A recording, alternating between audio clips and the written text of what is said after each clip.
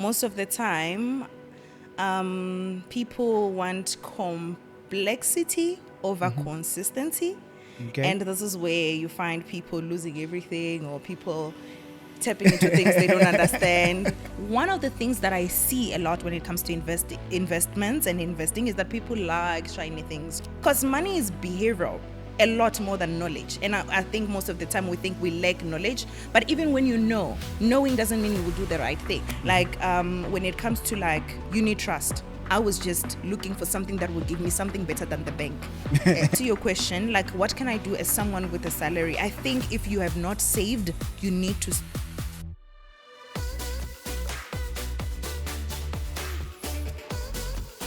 Welcome to another edition of Mindset Profits. Today in this episode, we're going to talk about investing, the highs, the lows, the losses, the lessons with Zwannda, the one and only. Welcome, Sis Zwannda. Thank you so much for having me. I'm excited to be here. I am excited to have you here because the person that told me about you is Mom Wendy, a darling of the channel. And Great. she said so many powerful, kind words about you. Like, this is the creator to follow. I'm humbled. So how are you? I'm good. And doing how well. has life been in the world of investment? Steady, as it should. I always say that if you're doing it correctly, it should be boring. Okay, explain. Because I believe in creating systems that will govern whatever it is that you're doing. Most of the time, people want complexity over consistency. Okay. And this is where you find people losing everything or people tapping into things they don't understand. So as for me, I find something that works and I create a structure there and then it just governs itself, you know? Yeah. I've listened to a number of interviews where you were involved, and it's Okay. impressive work that you're doing at such a young age. It's good. Did you grow up in high school? Or you give yourself a bio, give your bio. Okay. And in your bio, talk to us about you in high school and you here. Because I'm curious to learn what got you into investment Yes, and yes. creating a YouTube channel and content around investment. Yes. So I always say that my dad has a lot to do with that. And at the time in which the interaction between me and my dad was happening, I actually didn't know that this is what it is. It's called personal finance, right? One of the examples I normally give is that when I was in primary school, I used to be given like a weekly pocket money. Right. So, and then being a grade 1 student, I would spend it all by Tuesday. Like I would be balling, I was showing them who I was, And then going home by Wednesday, I would ask my dad, like, hey, money is finished. And he will say, well, that was meant for the rest of the week. And he will not replenish. So I would have to like figure out what to take from home so that by Wednesday, Thursday, Friday, I have money or I have food to eat in school. So I kind of learned then the repercussion of spending money that is meant for the future today. So if you spend money that is meant for the future today, this is what actually happened. In high school, jumping into your question, in high school, it has gotten to a point where I knew so much that I would even spend less so that I can get things that I knew that my dad wouldn't buy. So my dad hates clothes, right? He just It's not his thing. Yeah, he just thinks you're wasting money, And he is the type of person who wear the same shirt Monday to Friday, and people think it's one shirt, but he just has same color of shirt, 5 of them. That looks So that's how much he doesn't like clothes. So I knew that asking for clothes it's not going to get me anywhere. So, and when there's like a new trend in high school, I would keep some from my pocket money. And with half the money, I could convince my mom to actually add up and I would get away with buying what I want. So there's so much practices that happened as I was growing up that involves money that actually kind of nurtured my interest in how to manage it. I remember when I was in the university, my dad gave me an annual pocket money. Yeah. And he moved from 1 week to annual. No, monthly in high school, and then annual so in 1 week in primary, monthly. Yes. goodness, he was. And I was I'm not picking surprised. that up. I think I'm gonna do that with my kids. No, That's, definitely you should. You should. You'll be surprised at how much, because money is behavioral, a lot more than knowledge. And I think most of the time we think we lack knowledge. But even when you know, knowing doesn't mean you will do the right thing, right? So behavioral practice and exercising is what then will give you that discipline that you need to be able to govern it. Mom So- Wendy say the very same thing. But continue. Yes, I love it. I love her. So then when I was in the university, I got the annual pocket money, and then I was surprised to see how my friends interacted with money. And I think that's when I realized how different the way different families do things financially. I got to see in the university parents who drive fancy cars, their children being financially excluded. And it just didn't make sense in my head that you drive that and you are here to fetch your child who is financially excluded. But then I think only then did I realize that what I knew and what I learned, what I experienced painfully, it was personal It was finance. working and it was developing yes. you. When you say the kids were financially excluded, what do you mean? Like, in the university, if you don't pay your fees, Yeah. in a time in which you're supposed to pay, they will remove you out of race, send you letters that you only have 30 days to pay. Also, it didn't make sense to you that the parents are driving that Yes. car and the child is struggling and getting kicked out of residence. So priorities were kind of mixed. Okay, how does it move from that and those observations to I want to create content about finance and about investment? Also a good story. So because I had an annual pocket money on my second year, I also got a bursary, right? When I got a bursary, my dad didn't take the annual pocket money that he had given me, but my bursary was paying for both my tuition, res, and pocket money. So I knew that I need to impress this guy. I was like, I know my dad, he's going to come back and ask me, where's the money, What right? did you do with it? I was like, oh, I can't wait for the day he's going to ask. I will show him. So what I did was I went to Standard Bank. I went to Wits University. So there was a Standard Bank right at Braamfontein. So I walked there, told the lady who was helping that, you know what, give me the best that you can give. I want to put this money, I want to invest this money for 12 months. And then I put all that money in there. And I was excited. I waited for the day that my dad would ask. He didn't ask. 12 months down the line, I received an SMS that your money has matured. So I walked to Braamfontein. At that time, it was not very common for you to monitor things on the app. So I didn't really have that investment on So the now app. you had to go to so the I bank had to go to physically the to bank check. again. Yes, and then I checked. And they told me what the return were. And I was shocked, not in a good way. I was like, "Ukhona udlileng mali etenda."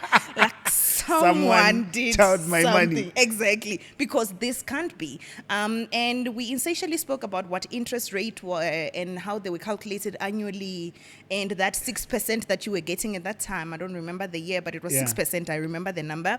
It is not per month, it is annually. It's calculated on an annual basis. I was like, that can't be a ways in which people are making money. There is no way, because this is not it, right? So she was kind enough that when I asked to speak to the manager, she did. I think it was because of how You young really I thought was. I did. someone stole your money? Not necessarily, but I wanted to understand. I think considering that I had math background, I was like, every number can be calculated. Just show Yeah. me how. The calculation. Yes, exactly. So then she did call the manager, who had time to actually go on a private room where there was a marking pen and a whiteboard, and he actually said, you know how Broke to it down. Exactly. And he broke it down, and I was shocked. I think within that conversation, and thanks to that manager, within that conversation, I did say, to be honest, this can't be a way in which people are building wealth.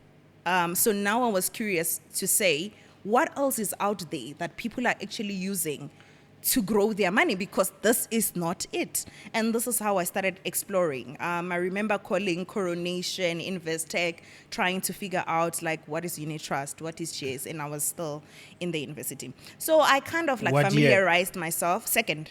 Okay. I kind of familiarized myself in what was out there. I didn't have the full comprehension then, but I was learning, and then I took that money, all of it, and then I moved to a unit trust, right? Okay.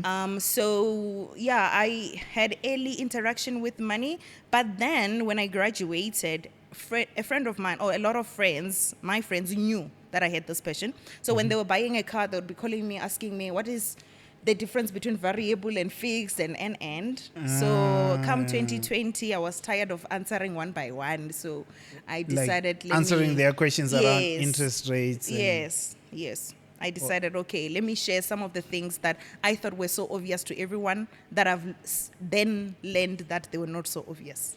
Okay. Yeah. What gave you the motivation to keep going? Because I've seen a lot of people get started, especially on YouTube, and because of the Yes. numbers, they just fall flat. I love I this got question. shocked to find that not many people make it to 20 videos. So, so my How first did you video, get past the 20 videos? my first video, I remember this guy friend of mine used to say, "You are like a local rapper." So I had like 10 views. It's like, you do realize that all those views are yours, right? So every time you go there checking who viewed my video. I was speedwater. So it was really bad for me, I have to say. And there was never a time where I thought I never trended, I never went viral, even today, Yeah. right? So I think there would be one person who comment, and that would excite me. I think that is what kept me going, because ultimately for me it was because I didn't even know how YouTube makes money when I started YouTube. Because more than anything, I just wanted to create a platform where the questions that I normally get asked, that I'm willing to freely answer, people can get the answers without, taking any time from me. Right. So that was the reason. So I just get excited when I get one comment, and it was my affirmation that someone is watching. And that's that. And And that's I will how send you it to got here. family as well. And that's how you get here. All right. yes. So I want to know from you the highs and the lows of investment life.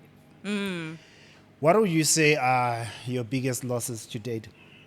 Biggest losses, I think it was during COVID on one of the unit trust. I had a balance fund unit trust that I was contributing for a very long time, like a steady amount of money. Yeah. And then during COVID, when COVID hit, that unit trust dropped, I think about 50%. And this is crazy. So then You I were checking on the app this time. yes, this time I was checking on the app. 2020, I was checking on the app. Then I sold. Oh, then Yeah. you completely lose. Then I completely lost. And then I think I constantly use this as a case study for a lot of people that I speak to who are interested in investing, because the recovery was actually a lot higher than the loss that I made. So that still hits hard. Yeah. So that is one of my biggest loss, but that is more on the product side. But I have lost in property, like Give me one example of a loss in property. What did that look like? bad supplier, like when you're working on a project and then you have a supplier who promised to do one thing and they do the other, and the money is gone. So that, for me, that was also another way in which I have lost money. So your investment portfolio is not just stocks and bonds. Yeah. It's in property as well. Yep. Why are you having a portfolio like that? Like, what's the mindset behind it So for you? diversification, I think the beauty about maybe learning early is that then I got to understand that there's variety of ways in which you can grow your money. Because for me, I think investment is not just investing because we like shares and we like unit trust or property.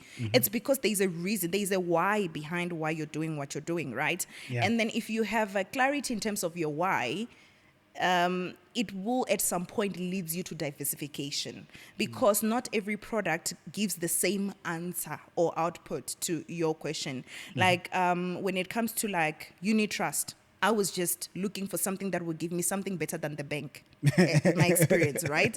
And that's how I entered into unit trust. But then I realized that there's something that gives better growth over long term. That's how I enter into shares, right?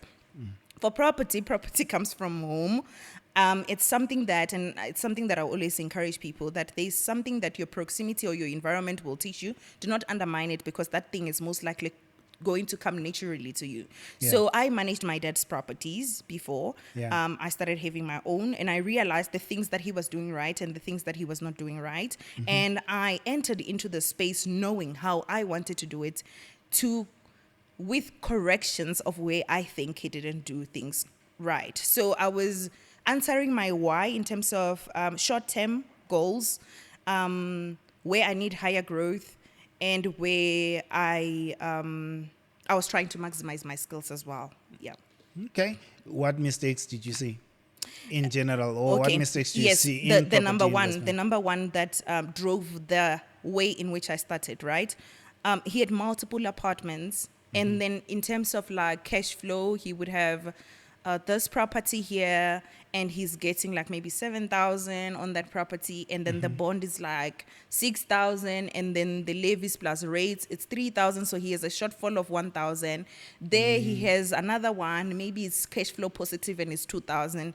You combine, in terms of assets it's a big thing, right? But in terms of cash flow, It's what are we negative. doing exactly? So for me, I was like, I'm young. Cash flow for me is It's important. it's important. So I knew for sure that that is not what I'm gonna do when I started. So I was going with the mindset of I want something that will give me good cash flow from the onset and high, not 2,000 rand. So, and that's why I started with student accommodation. Or did it work? It did. It did. I succeeded. The confidence behind Oh the yeah, voice. yeah. What do you think in how you approach student accommodation made it work? Like I said, I had a lot of exposure through other people's experience, enough to know what I needed to do and what I shouldn't be doing. Like for an example, like when I was trying to look into like the type of house I needed to be able to renovate, because I didn't want to build from the start. The reason I didn't want to build from the start, suppliers, which even after knowing, I still got it wrong. That part, I got it wrong, right? So I wanted to renovate because I wanted to minimize the amount of work that needed to be done in that particular house for me to proceed and start with my project. So I Okay. wanted a kind of house that could be renovated. So what I started with, which has to come with prior knowledge, if you don't know this, you can fail even after getting into the project, Yeah. is understanding the scope of work that was required by NSFAS before I could even go and look for property. Or So that before your property gets certified, Exactly. you can accommodate students. There are standards you need to meet. So I knew them. I knew the square meters that they needed per house. I knew. So I kind of tried to see if I was most likely going to be accredited. Yeah. So that really made it easier for me to be able to be successful in my project. I know some people who have failed because students were not paying, or student would say, I've got this fund that will pay me, and Oh gosh, I They know all lied. of that. I know all of that that. has happened to you. Not to me. Okay. But I know a lot of people who have failed in student accommodation, and sometimes it's not even out of ignorance. It's just students know the game so well, and because you're not a student, you wouldn't know what they're lying to you about. One of the things that I did, especially with my first project, is that I got someone who used to attend school in the university that I'm servicing, because Yeah. they know how everything in terms Works of there. process works, in terms of the type of documents they provide, and which office provides which information to manage my property. Oh, so you worked with a student who has full context. Yes, it was a person who was graduated. But yes, and the intention for that, or the reason for me doing that, is I don't know how a confirmation letter from the particular university looks like. Someone can go and type it and just, send, students, right? So this guy, to be honest, and big ups to him, he was so well vested into the functionality of that particular university in a way that we knew where to check when a student is funded, which is so important, because you can't let a student who say, I'm funded, without you having an ability to see it for yourself. Because there should be a verification. Also, they can Place. come to you and say, I've got government funding. They will pay for me, Yes. and lie. Yes, and that happens. then it is your responsibility. They're doing their part. To verify. Yes, it is your But responsibility. their part is the lie. Exactly, to verify. So we do have a verification process on our side. And I know that a lot of people maybe don't go to that extent, because sometimes the tricky part about this is that a student can be funded and get defunded. Oh, okay. Right. So there's also that. And So your checks happen every year. You don't Yes, stop because year one you were doing okay. Yes. Maybe a student doesn't qualify anymore because they failed certain number of models, and they have a requirement in terms of how many models are allowable for you to fail to retain the NSFAS funding. You are smart, Zwannda. I am. Now I get Mom Wendy. You are.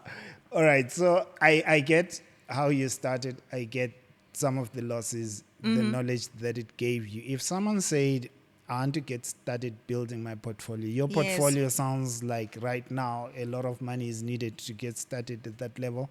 How do I start from if I'm a beginner? Yes, And yes. all I have right now is my salary. Okay, and this is this is the audience I cater for, by the way, right? Okay. I also strongly believe, and I think I mentioned this earlier, that consistency beats complexity any day.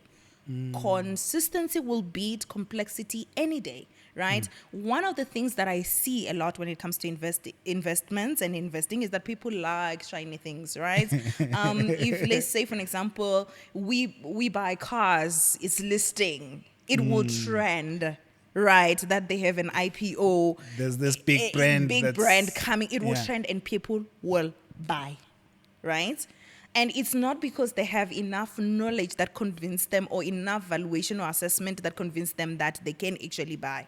Right? It's the excitement that comes with knowing that people are talking about the thing that I'm doing. And I think there are much more simpler things that you can do as you are learning about the complex things. Right? Because even after learning the complex things, I think sometimes, you will realize that maybe it's not the way in which I need to go. Yeah. So going back to your question, like, what can I do as someone with a salary? I think if you have not saved, you need to start saving.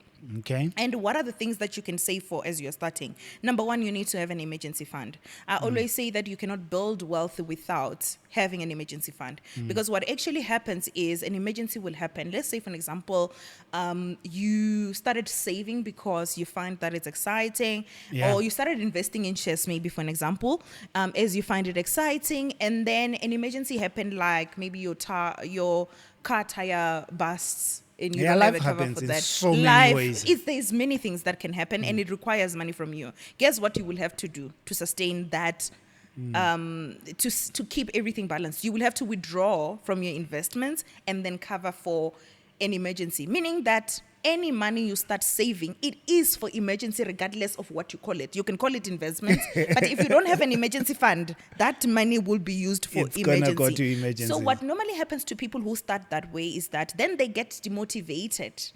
They say, maybe because you invested, you got to 100K, emergency happens, and you then you take take the 100K, money. you think investment doesn't work, and you abolish the So whole I thing. think emergency becomes that foundation that will make sure that the house you're building or your investment portfolio then stay still. So the recommendation is to save at least 3 to 6 months worth of your living expenses. I used to think that, come on guys, like, you're crazy. Like, who has money sitting for emergency for that, right? And COVID happened. When COVID happened, I realized that there is no such a thing as a secured job. There is no such a thing, so you can lose your job. And this is meant for that, right? Because one of the things that happens when you're having an emergency without money is that it exacerbates the magnitude of your problem. The problem becomes bigger than what it is. But if someone loses a job and they actually have an emergency fund, they have a capacity to think clearly on what they need to do to be able to rescue themselves from the situation. But imagine losing a job and you have no cent. Now you need to wonder, how do I sustain paying this policy and What do right? I eat? Exactly, what do I eat? So you need to start with, if your salary is the only thing that you have, you need to start by building a foundation, which is an emergency fund. Now you can ask yourself then, from there, what investments or what kind of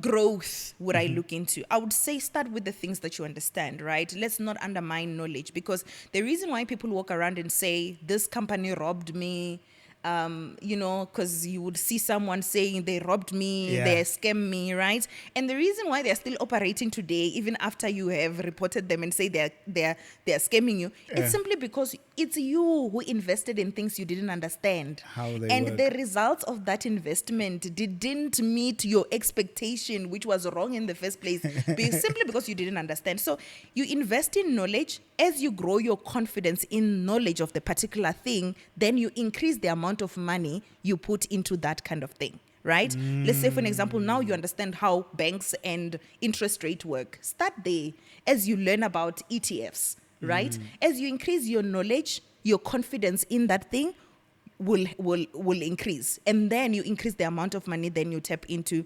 ETFs as well. So knowledge and then products. What about someone who's starting with debt? So I guess that becomes the that's first also a good one. step one. Yes.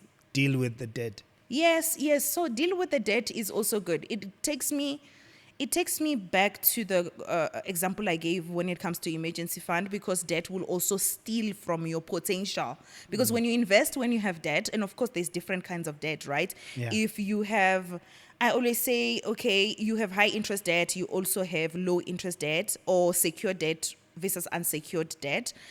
So high interest debt most of the time is the unsecured debt. What is unsecured debt? Unsecured debt is the debt that they will give to you or offer to you without you having a collateral, like something that they can take back in case you cannot pay. Exactly. Secured debt, on the other hand, is Collateral. like a car, like your house. Most of the time they come with less interest rate, right? So these secure debt can go together with investments, because most of the time they can be long-term debts. The short-term debt, on the other hand, they still away from you because the interest is high. So as you're paying, they're charging more.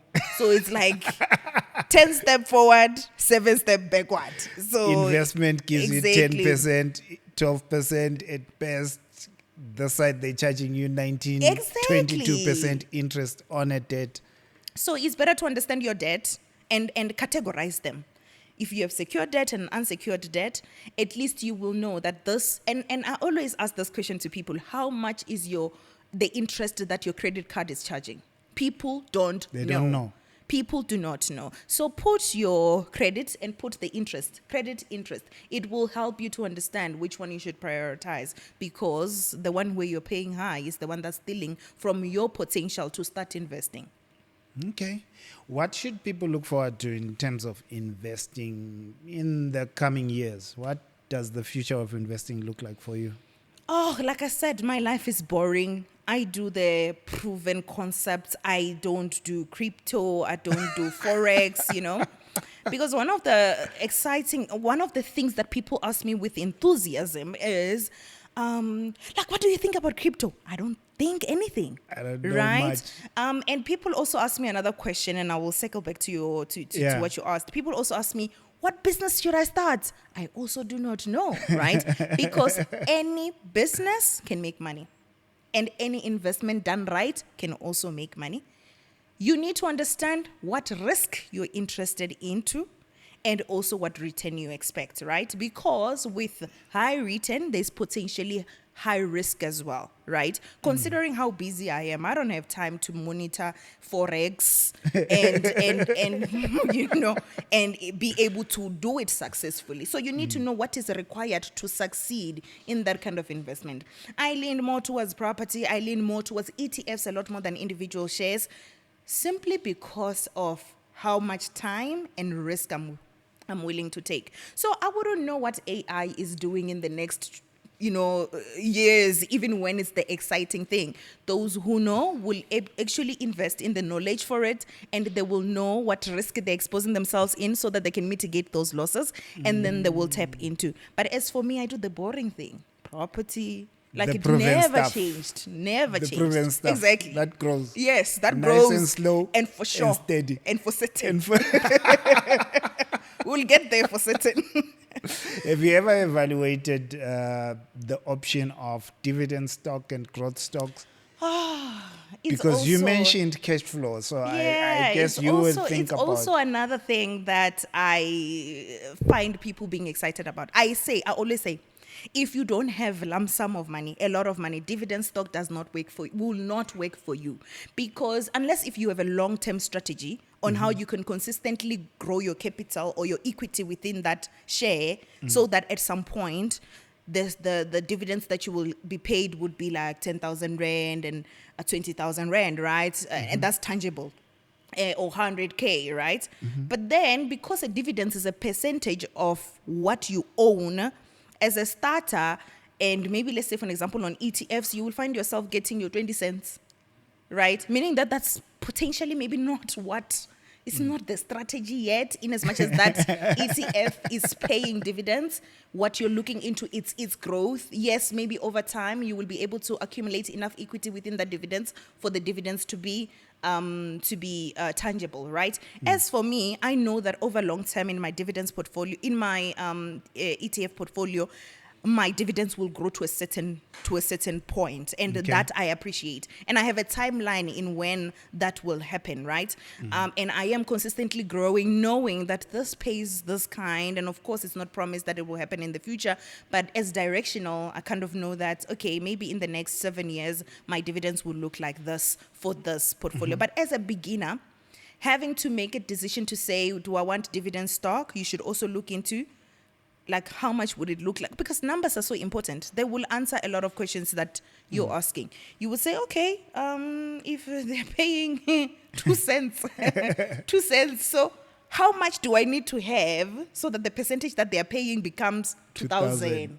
You get me? So, yeah, I guess then the reason why you're doing the thing that you want to do and the numbers You need to get should link so that you can those see. should match, and you need to be able to work with the calculator. Exactly. You're gonna need it in investment. Yes. Yes. So I think as a beginner, it's quite important, or if you're doing dividend strategy, to do your numbers. Even when you're doing growth stocks, or if you're looking into growth stock, the thing is, with growth stock, you will see the growth in that year. With dividends, I will say, what was your dividends this year? You'll say, maybe 3 rand. That doesn't encourage you, right? Yeah. So also to be able to be cognizant of that, to say, what do I do now, right? Versus what I can build over a long period of time. I'm already thinking of a comment that came some time back. This is off topic. Might throw you off.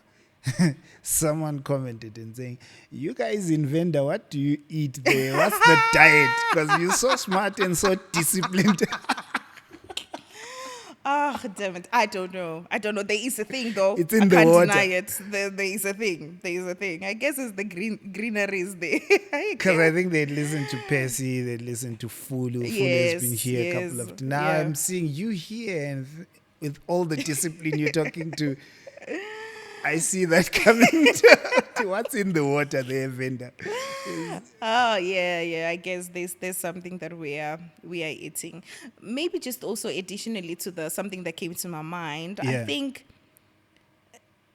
there are strategies you can tap into as you're growing, that you can link into, like, more of a age and a risk appetite as you grow. Similarly to how they do it.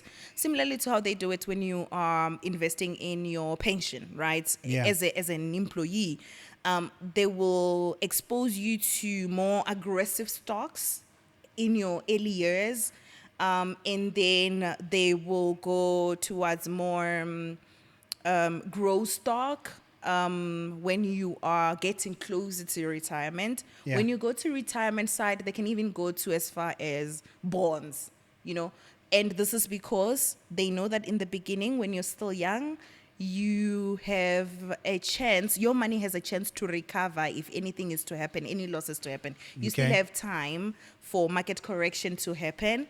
And when you are in your older age, maybe you might not have that chance.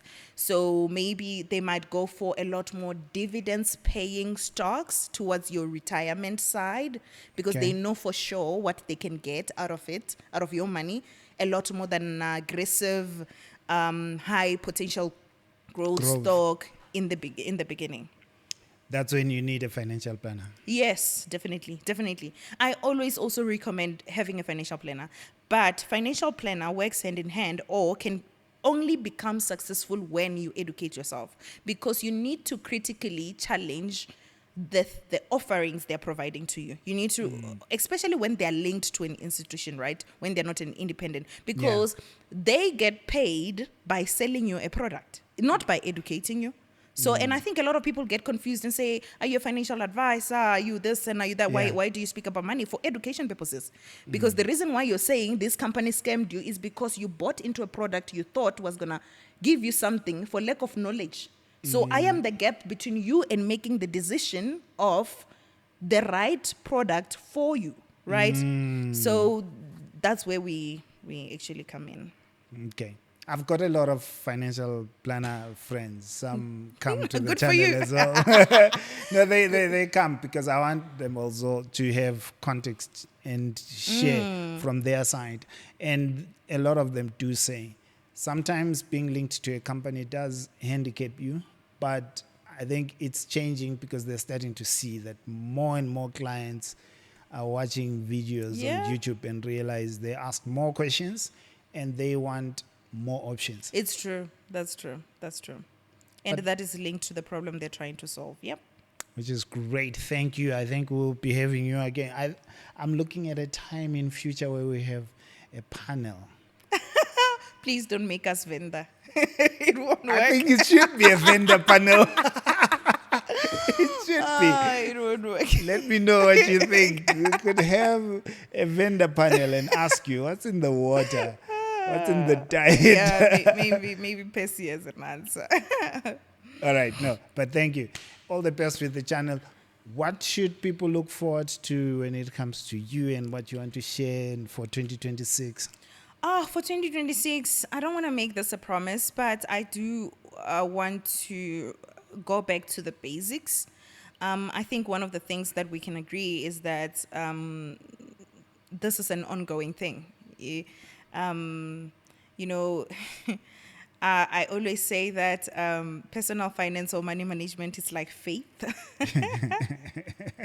The spirit wants, but the flesh. The flesh is weak. The flesh is weak, right? So hence we need that consistent reminder. And I want to go back to some of the videos that I started with, which has to do with like, how do you even structure your money in a way that you feel fulfilled in what you do? Because my biggest story, or the story I want to tell when it comes to money, is that money is an enabler for the betterment of your life. It's not just a thing that we like talking about because it makes us look cool. Yes, it does. But at the same time, it should be able to improve your livelihood. It should be able to give you options. So I want to talk about the basics that links the two: livelihood and money management and quality of life. Yeah. All the best. Thank you so much, and thank you for having me. Thank you. Let us know what you think. Pop in, give her some love. I will share a link to her channel in the description of the video. But thank you for hanging with us till this time. See you in the next episode.